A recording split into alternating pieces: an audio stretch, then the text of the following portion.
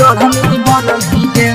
DJ Halkat music recording studio Nawada. घासा गढ़नी सिंधु सम्राट सिंधु सम्राट सिंधु सम्राट सिंधु सम्राट। सुन गे छौड़ी पढ़म ही तमस टरनी बनम भीगे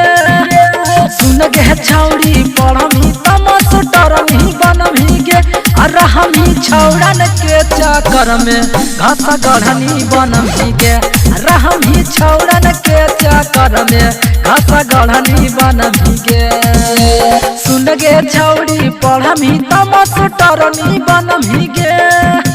सुन गे छौड़ी पढ़म ही तमस टरनी बनम भीगे अरे हम ही छौड़न के चक्कर में घासा गढ़नी बनम भीगे अरे हम ही छौड़न के चक्कर में घासा गढ़नी बनम भीगे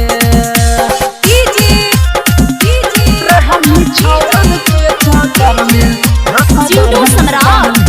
हलकट म्यूजिक रिकॉर्डिंग स्टूडियो नवादा। छौड़न के दिल से छौड़ी करन तू खेला गे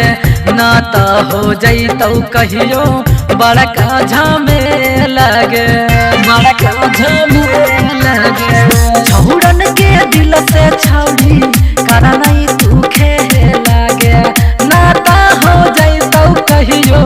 बड़का झमेला गे लगो मैया बाबा के रुपया चटनी बनम भीगे अरे हम ही छौड़न के चक्कर में घासा गढ़नी बनम भीगे अरे हम ही छौड़न के चक्कर में घासा गढ़नी बनम भीगे आगे छौड़ी संभाल जो घासा गढ़नी बनम हलकट म्यूजिक रिकॉर्डिंग स्टूडियो नवादा। घासा गढ़नी बनम भीगे चंदन दीवाना के छौड़ी मानी ले बतिया गे अब से सुधार ले तू अपन यादतिया गे अपन यादतिया गे चंदन दीवाना के छौड़ी मानी ले बतिया गे अब से सुधार ले तू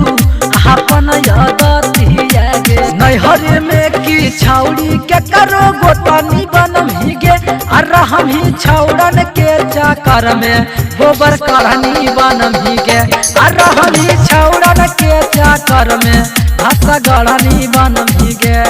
आगे सुधरे के समय हो सुधर जो।